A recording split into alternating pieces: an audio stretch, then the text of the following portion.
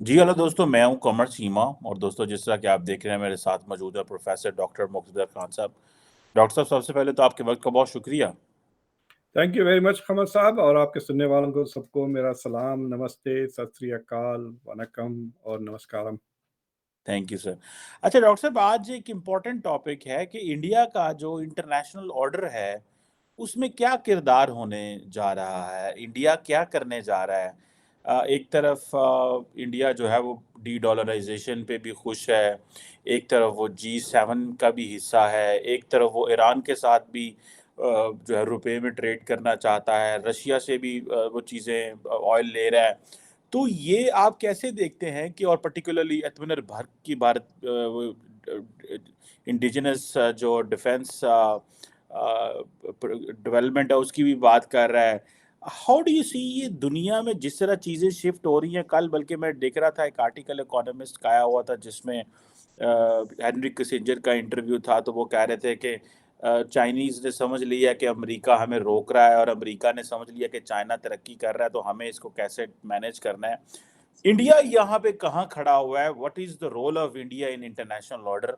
ज़रा हमें ये थोड़ा-सा हमारे ऑडियंस को, व्यूअर्स को समझाएँ प्लीज़। देखिए, it's a very interesting puzzle कि where is India in the global pecking order, अगर आप पूछें। ठीक है, अगर रैंकिंग देखें, वर्ल्ड रैंकिंग में इंडिया कहाँ है। सो पहला तो इंटरेस्टिंग बात मैं आपको बताता हूँ, अगर आप ग्लोबल इकोनॉमी को ले लें तो it is about 104-105 trillion dollar है ग्लोबल इकोनॉमी, जिसका 40% सिर्फ यूएस और चाइना है, 23 और 17। Are you with me? मैं देख, मुझे लग रहा है ब्लर हो रहा है आपका इमेज। मैं देख रहा हूँ, नहीं, मैं देख रहा हूँ, सुन रहा हूँ आपको। जी हाँ, तो 40% of the global economy is just US and China, the top two powers. 23 के करीब यूएस है, ट्रिलियन डॉलर्स। 17 के करीब, या 17 से ज़्यादा, 18 के करीब चाइना है। ये दोनों मिलकर 40 है। India is still below 4 trillion dollars. तो India is less than 4% of the global economy. तो it's not like it's, even though it is the fifth biggest economy, it's not a major economic power जिस तरह US और China है, क्योंकि इन दोनों को मिला ले तो 40% हो जाती है ग्लोबल इकोनॉमी। लेकिन India is rising rising rising, इसमें कोई शक की बात नहीं है। पहले इंडिया के बारे में डेवलपिंग डेवलपिंग नेशन कहते थे, पहले अंडर डेवलप था। जब पैदा हुआ तो 76 ईयर्स पहले कहते थे it's an under develop country, फिर डेवलपिंग कंट्री बना। फिर जब ब्रिक्स का जिक्र आया तो it became an emerging market. अब इंडिया के बारे में जब बात करते हैं, people right rising power, global power, इस तरह से। कल जो है सो जापान में G7 की मीटिंग हो रही है, और ये G7 की मीटिंग इंटरेस्टिंग ये है, इंडिया अंदर है, चाइना बाहर है। China is not invited, Russia is also not invited. Yes. पहले G8 हुआ करते थे, याद है? अब रशिया था, फिर रशिया रशिया को को निकाल दिया। निकाल के फिर उसको G7 कर दिया गया। लेकिन इस बार चाइना इज आउट और India is in. So what does that mean? India is the fifth biggest economy, so in economic sense, it deserves to be in G7, China हो या ना हो, right? दूसरी चीज ये है, it is the world's third biggest defense budget. So in that sense, अगर defense spending, if that is a measure of military power, then it is the third biggest power, कह सकते हैं आप, militarily, right? इंडिया अब Russia से ज़्यादा खर्च करता है डिफेंस पर। हालांकि Russia is at war, but India is spending more than Russia. So in that sense it deserves to be in the top 7 countries, defence को ले ले या इकोनॉमी को ले ले। लेकिन the figure that shocks you instantly is when you look at per capita. America का per capita 70,000 के करीब है, इंडिया का 2,000 कुछ है। यहाँ पे एक अजीब आयत है। तो because of the large population, India is a very important country, but the quality of life of Indians वगैरह अभी बहुत दूर है from the quality of life in the West. So in that sense the question arises के is India is not yet a developed country. खुद India के leaders कह रहे हैं, जो 2047 का जो विजन है, यही कहने का, we want India to be a fully developed country in 2047, इस तरह से.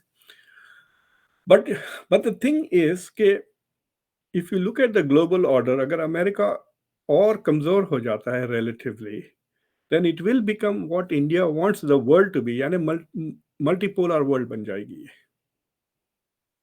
ऑलरेडी आप देख सक रहे हैं कि अमेरिका इज नॉट ए, वो हर जगह अपनी जो मौक़िफ़ है उसको इम्पोज नहीं कर सक रहा. It is succeeding in some places, it's failing in some places. इसका मतलब ये नहीं है कि कोई दूसरा मुल्क is able to do that. कोई और ऐसा मुल्क नहीं है which first of all doesn't even have positions which need to be imposed on other countries. वो तो है नहीं, लेकिन there are nobody else can do that. So what happens is, if America is not the most powerful country, yeah, not the kind of country which can force its will on the system, system खुल जाता है. The moment the system becomes open, then you look at the top 8-10 powers को देख लें, India is there. India की position बन जाएगी, India की टीम भी बन सकती है.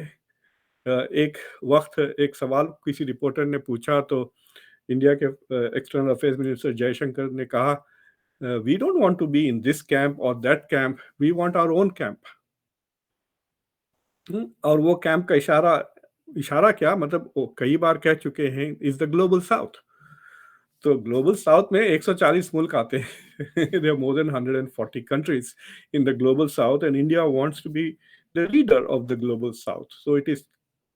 और जब अगर आप जाके देखें, जो G77 की बात करते हैं ना यूएन के कॉन्टेक्स्ट में, which is also part of the global south, तो उसमें G77 एंड चाइना कहते हैं.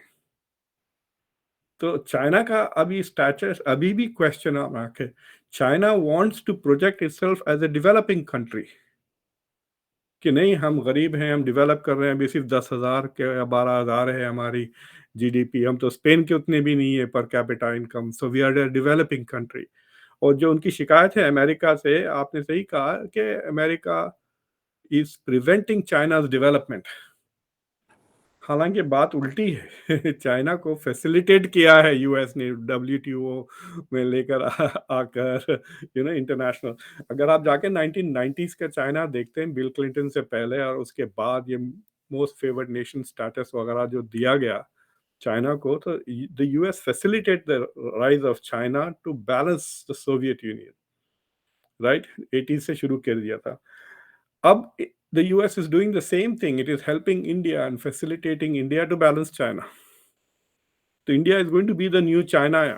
India is not going to be like मतलब अमेरिका का पुडल नहीं बनने वाला है ये, जिस तरह के बर्तानिया है वगैरह. It's not going to be the poodle of the US. So you can say India is. देखिए, अगर आप यहाँ वॉशिंगटन में आपने कई मतलब थिंक टैंक्स के दौरा भी किया, and you met lots of geopolitical analyst वगैरह. अगर आप उनसे पूछें who are the major powers in the world, तो वो यूएस, रशिया, चाइना की बात करेंगे, द टॉप 3. लेकिन मेरी नजर में the top 3 powers today are US, China, India. वो कैसे sir? For example, India is already the 5th biggest economy. और what is going to happen, 3-4 साल के अंदर आप देखेंगे, मजा आ जाएगा. एक ही साल में India is going to pass Germany and Japan both. 1 ही ट्रिलियन का फर्क है इकोनॉमीज में. और India has a young population, average age population की 28 साल है. जापान की तो बुढ़े हो गए. आपको पता है जापान के culture is a declining culture. आपको पता है वहाँ पे लोग सेक्स भी नहीं करते, पॉपुलेशन ग्रोथ भी नहीं हो रहा है, वाइटैलिटी भी नहीं है. बहुत ज़माने से उनकी इकोनॉमी काइंड ऑफ स्टैग्नेशन ज़्यादा है, ऐसा कोई स्पेशल ग्रोथ नज़र नहीं आता, sprouts. The US economy has grown more than the Japanese economy. और Germany is doing fine, but both are in $4 trillion. I think India will catch up very quickly with them. So गरीब भी हो ना आप, देखिए, अगर आपके पास bank में आप हर साल $5 ट्रिलियन बना रहे हैं, ठीक है, आप भी बना रहे हैं. लेट्स से कि आप $1,000, आप 10,000 बना रहे हैं, मैं भी 10,000 बना रहा हूं. लेकिन जो डिस्पोजेबल इनकम होती है ना, that is the criteria. India with a $5 trillion economy could afford to spend 100, even $200 billion on defense. इसलिए वो it will become a big power. ये कह रहा हूँ, गरीब होंगे ठीक है, पर जीडीपी सिर्फ 3,000 होगी या 4,000 होगी, दैट इज फाइन. बट वो $200 बिलियन से वो काफी ज्यादा वेपन्स भी हासिल कर सकता है, and it can deploy those weapons. और अगर दूसरे मुल्क जो है, जो आर ऑल्सो अराउंड $4-5 ट्रिलियन, लेकिन उनकी जो इकोनॉमी है, पर कैपिटा इनकम इतनी हाई है, तो they can not afford to spend that same amount on defence. समझ रहे हैं ना आप? जैसा कि तो मुझे that's why I think India is going to be in the top 3, and it is better to think of it. जितना इन्फ्लुएंस अभी इंडिया एक्सरसाइज कर रहा है वर्ल्ड पॉलिटिक्स पे, जर्मनी और जापान नहीं कर रहे हैं. बर्तानिया और फ्रांस का भी उतना इन्फ्लुएंस नहीं है. बर्तानिया का बगैर अमेरिका के कोई इन्फ्लुएंस ही नहीं रहेगा. वो अपनी ईयू के भी बाहर हो गया है एटलीस्ट. देखिए ना, जब मैक्रोन जब बीजिंग गए थे, तो जनाब ईयू के प्रेसिडेंट को साथ लेके गए थे. साथ लेके गए थे, सही. ठीक है, मतलब ऋषि सुनाक किसको लेके जाएंगे? हाँ, because of its connection to America, it has उसकी जो पावर परसेप्शन है, इट्स स्लाइटली एग्जैजरेटेड है. वो थोड़ा बलून है वो in real terms.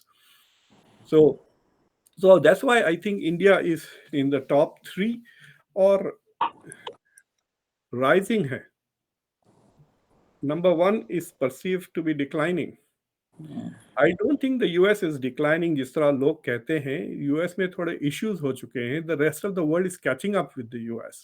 It is not that it is declining. अभी भी देखिए, आप, मैं बता रहा था आपको, पर कैपिटा इनकम 70,000 है. इंडिया से 30-35 गुना ज़्यादा, चाइना से आप देख लें 7 गुना ज़्यादा. So people, the life, if the purpose of the state is to provide quality of life, we have great quality of life relatively. Democracy भी दोनों मुल्कों से बेहतर है. और वेपन्स वगैरह देखिए, अभी भी both countries lag behind in weapons technology. देखिए, पैसे ज़्यादा खर्च करना तो एक चीज़ है, दूसरी चीज़ ये है कि do you also have the capacity to build your own weapon. दुनिया में बहुत कम ऐसे मुल्क हैं जो खुद अपने हथियार बना के उससे लड़ते हैं. बाकी के सारे मुल्क खरीद के लड़ते हैं ना. तो that is the difference. The real powers are the one who have resources, and resources is not just money. Saudi Arabia के पास भी पैसा है. सऊदी अरेबिया का budget is very close to India. आपको पता है, Yes. एक दो साल पहले it was spending more than India ना. डजंट बिल्कुल. Mean Saudi Arabia is not a fighting force. मतलब क्या करेंगे वो बगैर अमेरिका के हथियार के? वो अपने प्लेन्स को फ्यूल भी नहीं कर सक रहे थे. यूएस वाज उनके गैस एयर फ्यूलिंग यूएस कर रहा था. यमन कितना दूर है भाई, इनको वहां तक जाके आने के लिए गैस खत्म हो जा रही थी उनकी. आई फाउंड इट सो सिली. सो वो 100 बिलियन भी अगर सऊदी अरब खर्च करते रहा, it's not going to become a major power. जैसा कि वो चाइना से नहीं लड़ सकता, इंडिया से नहीं लड़ सकता. where इंडिया तेजाज भी बनाती है, 4th जनरेशन एयरक्राफ्ट भी बनाती है, एयरक्राफ्ट कैरियर भी बना चुकी है, सबमरीन्स बनाती है. I mean they can build and stuff. God forbid अगर कोई मेजर वॉर में इंडिया इन्वॉल्व हो गया, जो जिस तरह के 3-4-5 साल जब चलने वाले, India can retool its industry, build its own weapons and fight. उस तरह से तो आई वुड से कि India is in much better position than Russia also. बिल्कुल सही कह रहे हैं आप. लेकिन डॉक्टर साहब, एक दो चीज मैं आपसे पूछना चाह रहा जी. था. आपने बात की है कि इंडिया, चाइना जो है वो डेलिबरेटली कह रहा है कि अपनी डेवलपमेंट नहीं बता रहा, क्या नहीं कहता, हम डेवलपिंग कंट्रीज हैं, और वो नहीं कर रहा. इसकी क्या वजह है? और जरा पहले ये करें, फिर मैं आगे आपसे पूछता हूँ. एंड देन ये जो करेंसी की डीवैल्यूएशन का है, आज मैं देख रहा था येन थोड़ा ताकतवर हुआ.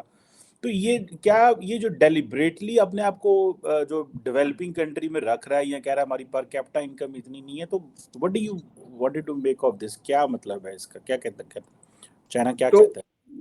मिसाल मैं ये देता हूँ कि आपको पता है, डोनाल्ड ट्रंप के दौरान डोनाल्ड ट्रंप ने इंडिया को रिक्लासिफाई कर दिया था as from a developing country to developed country. याद है आपको? वो इंडिया के लिए नुकसानदेह था. इट वाज नॉट फायदेमंद.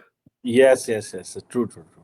इट्स लाइक सेइंग, मैं कैसा समझाऊं आपको, The moment you become a developed country, you are part of the donor club, not on the receiving club. समझ रहे हो ना आप? अब आप ज़कात नहीं दे रहे हैं, आप ज़कात ले रहे हैं। आपका अगर मिस्किन स्टेटस निकाल दिया गया, तो China still wants to remain in the developing status where it does not want to help. मजबूरन उसको ना डोनर क्लब, पेरिस क्लब में जाके लोन दो इधर उधर, it will do everything strategically, but it still wants to get the benefits of being a developed country, developing country. जो concessions दिए जाते हैं ना डेवलपिंग कंट्रीज को in the international order, economy में ले ले, एनवायरमेंटल इश्यूज में ले ले, तो it wants to still maintain that. और अगर वो डेवलप्ड कंट्री में आ जाता, then it has to play a role in maintaining the global order. देखिए, जो करंट लिबरल ऑर्डर है ना, अब तो पता नहीं हम किस ऑर्डर में रह रहे हैं। अगर लेट्स गो बैक 4-5 साल, 2018 में चले जाएं या 2019 का ऑर्डर ले लें, उस ग्लोबल ऑर्डर में America is declining and China is rising, right? तो वो जो so called new liberal order है, that benefited China more than it benefited the US. तो ये लोग जो कह रहे हैं कि China wants to change the global order, why will it want to change? जो बस चल रही है जिससे आप दूसरे पैसेंजर से ज्यादा दूर जा रहे हैं, आप उस बस को बदलेंगे क्यों? तो ये बात मुझे समझ में नहीं आ रही कि to me China should be a status quo power, because it has benefited from globalisation, it has benefited from that order जो अमेरिका ने बनाया है। बर्तानिया को उतना फायदा नहीं हो रहा है जितना चाइना को हुआ है। सबसे ज्यादा बेनिफिशियर पिछले 40 साल में बस चाइना, उसके बाद अब इंडिया। आई मीन छोटे जापान भी थोड़ा बस, but Japan was pre that ना, वो 70s 80s की ग्रोथ है जापान की। So in that sense I think China को मिसअंडरस्टैंड भी कर रहे हैं। अगर चाइना ऑर्डर को बदलने जाता है ना, international order, then it will have to spend to sustain it. ये जो पैसे खर्च कर रहे हैं ना यूक्रेन को बचाने के लिए वेस्ट वाले, they are spending to defend the existing order. It is not just about defending Ukraine, they are also defending the existing liberal order. इतने जो बिलियंस ऑफ डॉलर्स खर्च कर रहे हैं, उनके इंटरेस्ट में भी नहीं है वो। It is in the interest of protecting the global order. China does not want to create an order और फिर उसके ऊपर hundreds of billions of dollars हर साल खर्च करे to maintain that order. So in that sense, China is still a developing country and free riding in a way system पर वो free riding कर रहा है. So it wants to be like that मेरे ख्याल से, और 25-30 when its economy मेरे ख्याल से जब double हो जाएगी US के size में, then it will want to be more aggressive in changes. Abhi, in a way, both India and China want to benefit from the system, but they also want to have enough power कि system उनको punish ना कर सके। ये चाहते हैं, समझे? जैसा कि इंडिया का अब ये जो ह्यूमन राइट्स रिपोर्ट्स आ रहे हैं, right? India wants to pretend के इंडिया में कोई प्रॉब्लम नहीं है डोमेस्टिकली।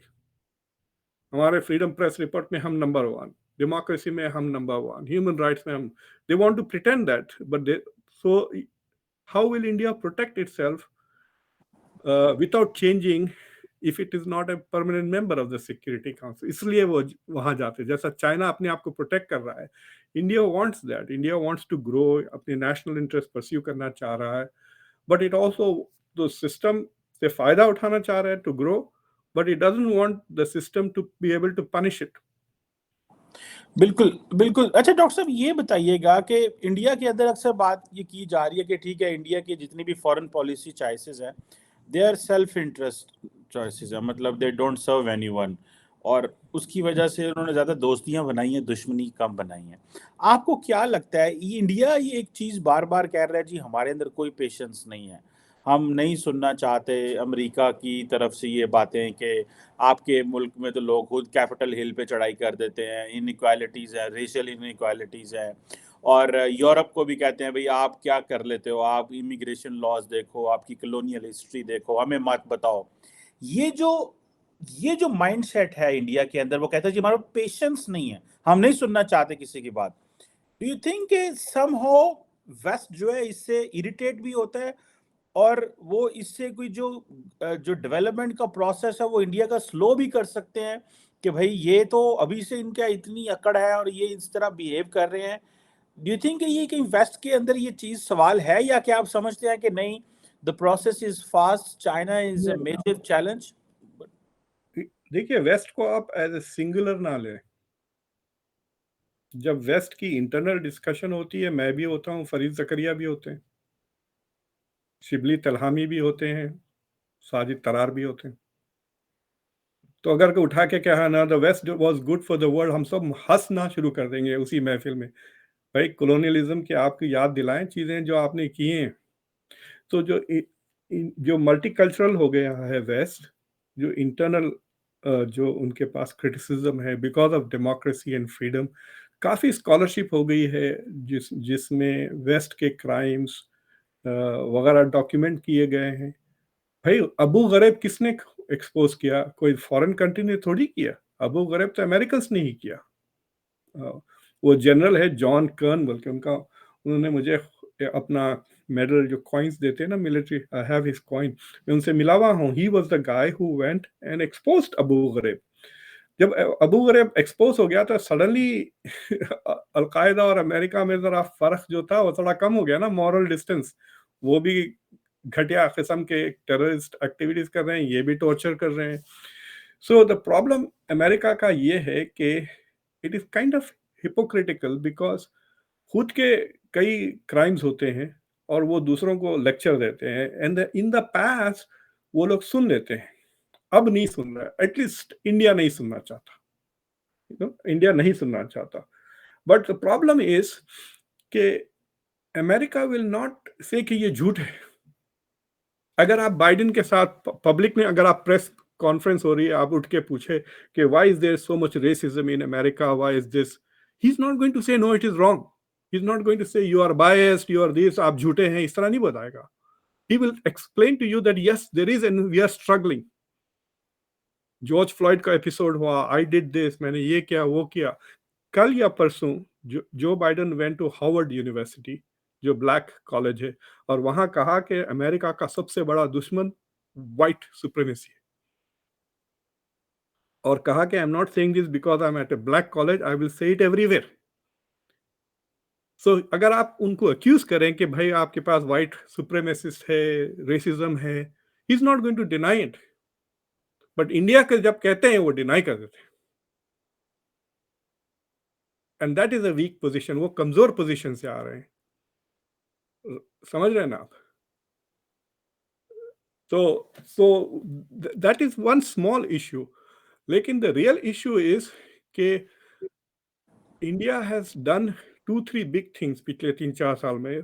सबसे बड़ा रशिया का जो ऑयल खरीदा है, रशिया का invasion. So India has done something which is counter to the existing international order, उसके खिलाफ गया है ना। लेकिन उसको जस्टिफाई करने के लिए इंडिया सेइंग ये हमारे नेशनल इंटरेस्ट में है इसलिए हम कर रहे हैं। और मैं सिंपल लैंग्वेज में बोलूं, ये मेरा फायदे का है इसलिए मैं कर रहा हूं।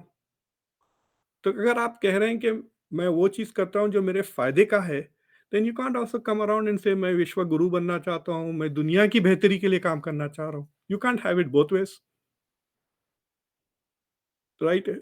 जैसे अमेरिका कहता है, America says we are trying to make the world safe for democracy, we are trying to make the world safe for everybody. हम सारे दुनिया में ऑर्डर लाना चाह रहे हैं, लिबरल वैल्यू, सबको ह्यूमन राइट्स वगैरह, राइट? इसलिए जब ट्रम्प आके कहा America first, it was such a new thing. But India is saying we are putting India first. But then how will you be the leader of the global south then if you put India first? You will have to put the global south first. और उसमें भी अगर आप behaviour देखें पिछले 3-4 साल में, एक कॉन्फ्रेंस जो उस पे हुई, क्या कहते हैं, जूम पर, जो प्राइम मिनिस्टर मोदी ने खुद चेयर किया, 120 कंट्रीज बिफोर द G20 का ना। तो India, basically India try to say कि हमने ग्लोबल साउथ को कंसल्ट कर लिया है, अब हम ग्लोबल साउथ के लिए स्पीक करेंगे एट द G20 के वेरियस इवेंट्स। बट इंडिया ने पिछले 3 साल से ग्लोबल साउथ के लिए किया क्या है? दे विल टेल यू कि यस हमने वैक्सीन्स डिप्लोमेसी की है, अफ्रीका में ये इन्वेस्ट किया है, but they have not try to create a leadership. They are hanging out with the rich guys, cool guys. जैसा कॉलेज में नहीं होता है जो कूल बंदे जिन्हों कन्वर्टेबल में फिरते हैं अपनी गाड़ी लेके, उनके साथ फिर रहा है इंडिया, पैसे वाले बच्चों के साथ। गरीब हैं वो चाय खाने में बैठे हुए हैं, मैं उनके लिए बात कर रहा हूँ, लेकिन उनके साथ जाके चाय भी तो पिए ढाबे पर। So that is not happening, I don't see any major convention in India or there. इसके ये क्रिटिसिज्म पे जयशंकर बोलेंगे नहीं देखो हमने कितने कंट्रीज को बुलाया है, बांग्लादेश को भी बुलाया था, इसको भी बुलाया, we are inviting a lot of countries from the global south to G20 events, right? So they will point to that. But I think India wants to be leader of the global south, but also wants to hang out with the big guys in their clubs, like G7 and G20. It is like that. It's like saying बिल्कुल। आप वो होता है ना, गरीब मोहल्ले से आते हैं, फिर आप डिफेंस कॉलोनी के बंदों के साथ उनके चाय खानों में, उनके क्लब्स में घूम फिरना चाहते हैं। That is what is happening.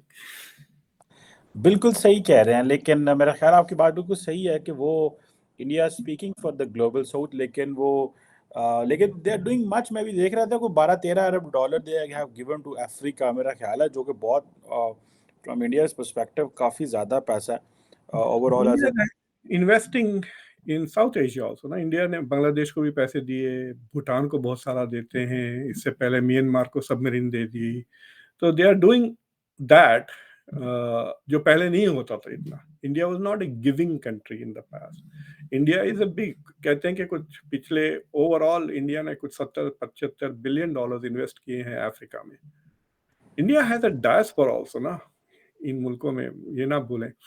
So yes, but if you look at the numbers from Europe, US and China, then वो number वो छोटा हो जाता है।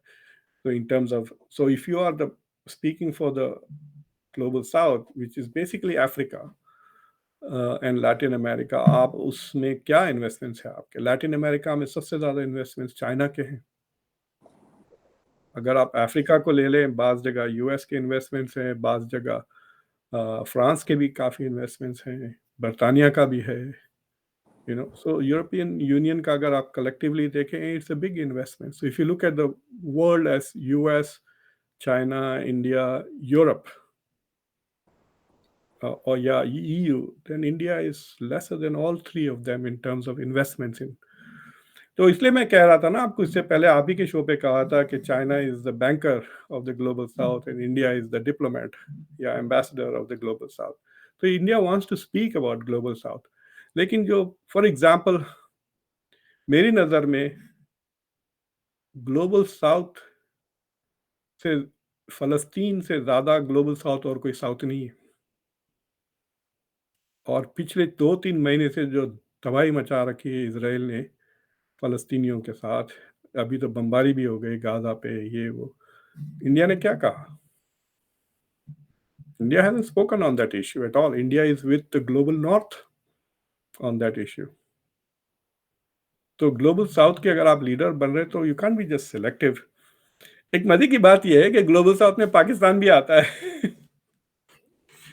तो G20 में जब पाकिस्तान नहीं आता है, hmm. Is is India speaking for Pakistan also, especially security को छोड़ दें, फ्लड्स को ले लें, डेट हम्म। Relief global. जो G20 में इंडोनेशिया जो पहले था, इंडिया से पहले, उसका जो सबसे बड़ा कंट्रीब्यूशन था was to create some kind of a fund for emergency relief, कुछ $100 बिलियन का फंड। And also there was lots of talk about debt relief की बात ना, डेट रिस्ट्रक्चरिंग। तो सबसे बड़ा केस तो अब डेट रिस्ट्रक्चरिंग का साउथ एशिया में ही चल रहा है, श्रीलंका, पाकिस्तान। तो India is helping Sri Lanka, but hmm.